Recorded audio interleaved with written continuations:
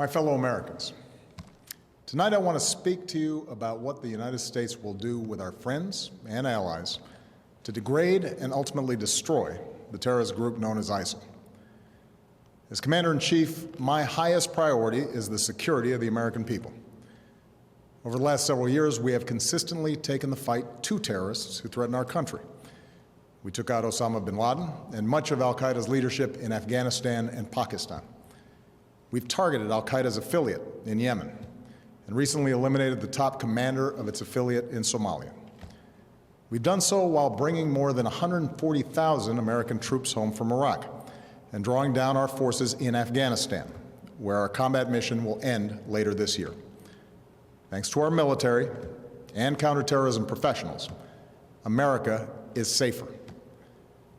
Still, we continue to face a terrorist threat. We can't erase every trace of evil from the world, and small groups of killers have the capacity to do great harm. That was the case before 9/11, and that remains true today. And that's why we must remain vigilant as threats emerge. At this moment, the greatest threats come from the Middle East and North Africa, where radical groups exploit grievances for their own gain. And one of those groups is ISIL, which calls itself the Islamic State. Now let's make two things clear. ISIL is not Islamic. No religion condones the killing of innocents, and the vast majority of ISIL's victims have been Muslim. And ISIL is certainly not a state. It was formerly al-Qaeda's affiliate in Iraq and has taken advantage of sectarian strife and Syria's civil war to gain territory on both sides of the Iraq-Syrian border. It is recognized by no government, nor by the people it subjugates. ISIL is a terrorist organization, pure and simple, and it has no vision other than the slaughter of all who stand in its way. In a region that has known so much bloodshed, these terrorists are unique in their brutality. They execute captured prisoners. They kill children. They enslave, rape, and force women into marriage. They threatened a religious minority with genocide. And in acts of barbarism, they took the lives of two American journalists, Jim Foley and Steven Sotloff. So ISIL poses a threat to the people of Iraq and Syria and the broader Middle East, including American citizens, personnel, and facilities. If left unchecked, these terrorists could pose a growing threat beyond that region, including to the United States. While we have not yet detected specific plotting against our homeland, ISIL leaders have threatened America and our allies. Our intelligence community believes that thousands of foreigners, including Europeans and some Americans, have joined them in Syria and Iraq. Trained and battle-hardened, these fighters could try to return to their home countries and carry out deadly attacks. I know many Americans are concerned about these threats. Tonight, I want you to know that the United States of America is meeting them with strength and resolve. Last month, I ordered our military to take targeted action against ISIL to stop its advances. Since then, we've conducted more than 150 successful airstrikes in Iraq. These strikes have protected American personnel and facilities, killed ISIL fighters, destroyed weapons, and given space for Iraqi and Kurdish forces to reclaim key territory. These strikes have also helped save the lives of thousands of innocent men, women, and children. But this is not our fight alone. American power can make a decisive difference, but we cannot do for Iraqis what they must do for themselves. Nor can we take the place of Arab partners in securing their region. And that's why I've insisted that additional U.S. action depended upon Iraqis forming an inclusive government, which they have now done in recent days. So tonight, with a new Iraqi government in place and following consultations with allies abroad and Congress at home, I can announce that America will lead a broad coalition to roll back this terrorist threat. Our objective is clear. We will degrade and ultimately destroy ISIL through a comprehensive and sustained counterterrorism strategy. First, we will conduct a systematic campaign of airstrikes against these terrorists. Working with the Iraqi government, we will expand our efforts beyond protecting our own people and humanitarian missions so that we're hitting ISIL targets as Iraqi forces go on offense. Moreover, I've made it clear that we will hunt down terrorists who threaten our country wherever they are. That means I will not hesitate to take action against ISIL in Syria as well as Iraq. This is a core principle of my presidency. If you threaten America, you will find no safe haven. Second, we will increase our support to forces fighting these terrorists on the ground. In June, I deployed several hundred American service members to Iraq to assess how we can best support Iraqi security forces. Now that those teams have completed their work and Iraq has formed a government, we will send an additional 475 service members to Iraq. As I've said before, these American forces will not have a combat mission. We will not get dragged into another ground war in Iraq, but they are needed to support Iraqi and Kurdish forces with training, intelligence, and equipment. We'll also support Iraq's efforts to stand up National Guard units to help Sunni communities secure their own freedom from ISIL's control. Across the border in Syria, we have ramped up our military assistance to the Syrian opposition. Tonight, I call on Congress again to give us additional authorities and resources to train and equip these fighters.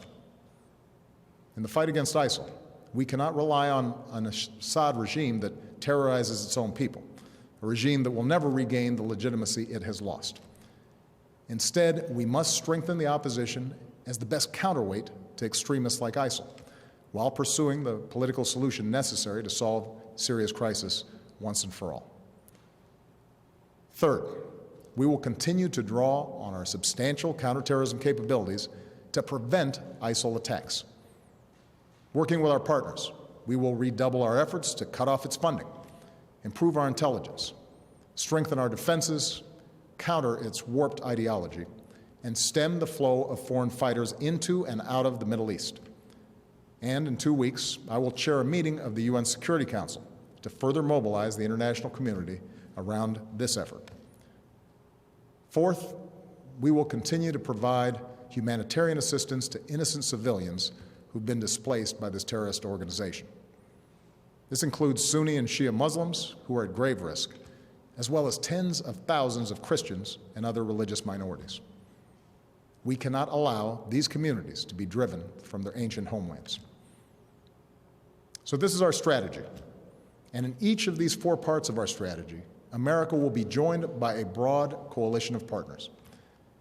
Already, allies are flying planes with us over Iraq, sending arms and assistance to Iraqi security forces and the Syrian opposition, sharing intelligence and providing billions of dollars in humanitarian aid. Secretary Kerry was in Iraq today, meeting with the new government and supporting their efforts to promote unity. And in the coming days, he will travel across the Middle East and Europe to enlist more partners in this fight, especially Arab nations who can help mobilize Sunni communities in Iraq and Syria to drive these terrorists from their lands. This is American leadership at its best. We stand with people who fight for their own freedom, and we rally other nations on behalf of our common security and common humanity. My administration has also secured bipartisan support for this approach here at home. I have the authority to address the threat from ISIL, but I believe we are strongest as a nation when the President and Congress work together. So I welcome congressional support for this effort in order to show the world that Americans are united in confronting this danger. Now, it will take time to eradicate a cancer like ISIL. And any time we take military action, there are risks involved, especially to the servicemen and women who carry out these missions. But I want the American people to understand how this effort will be different from the wars in Iraq and Afghanistan. It will not involve American combat troops fighting on foreign soil.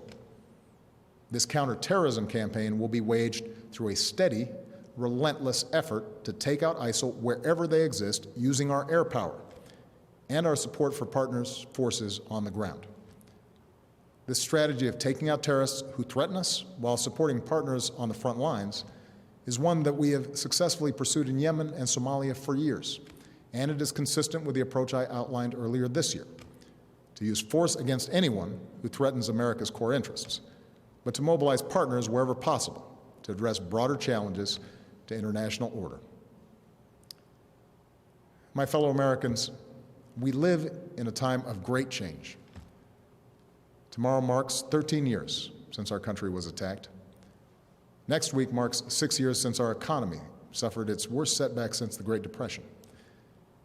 Yet, despite these shocks, through the pain we felt and the grueling work required to bounce back, America is better positioned today to seize the future than any other nation on earth.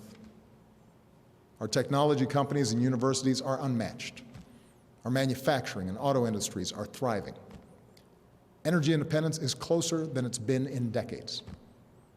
For all the work that remains, our businesses are in the longest uninterrupted stretch of job creation in our history, despite all the divisions and discord within our democracy. I see the grit and determination and common goodness of the American people every single day. And that makes me more confident than ever about our country's future. A broad American leadership is the one constant in an uncertain world. It is America that has the capacity and the will to mobilize the world against terrorists. It is America that has rallied the world against Russian aggression and in support of the Ukrainian people's right to determine their own destiny. It is America, our scientists, our doctors, our know-how that can help contain and cure the outbreak of Ebola. It is America that helped remove and destroy Syria's declared chemical weapons so that they can't pose a threat to the Syrian people or the world again. And it is America that is helping Muslim communities around the world, not just in the fight against terrorism, but in the fight for opportunity and tolerance and a more hopeful future.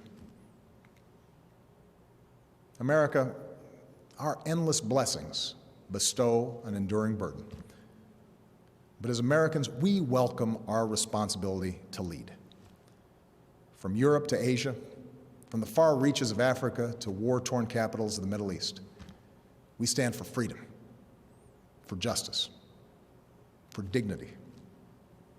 These are values that have guided our nation since its founding. Tonight, I ask for your support in carrying that leadership forward. I do so as a commander-in-chief who could not be prouder of our men and women in uniform.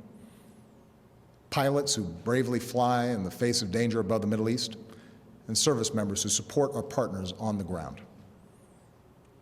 When we helped prevent the massacre of civilians trapped on a distant mountain, here's what one of them said: "We owe our American friends our lives. Our children will always remember that there was someone who felt our struggle and made a long journey to protect innocent people." That is the difference we make in the world. And our own safety, our own security, depends upon our willingness to do what it takes to defend this nation and uphold the values that we stand for. Timeless ideals that will endure long after those who offer only hate and destruction have been vanquished from the earth. May God bless our troops, and may God bless the United States of America.